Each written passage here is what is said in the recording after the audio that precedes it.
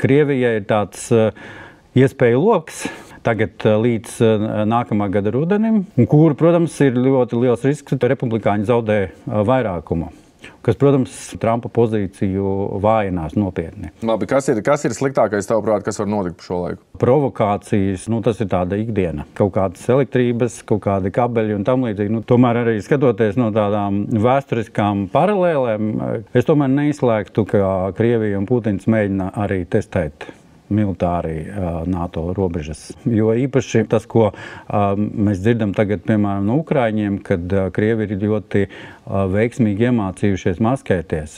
Tas tradicionālais veids, kad mēs redzam, ka pie robežām pienāk kaut kādas lielas masas, mēs redzam, kur ir pulcējas un tam līdzīgi, un reiķinam, kā hospitāļi tiks izvērsti un tam līdzīgi, kas ir tāds pazīmes, pēc kā reiķināt potenciālu uzbrukumu, ka tās var arī neparādīties.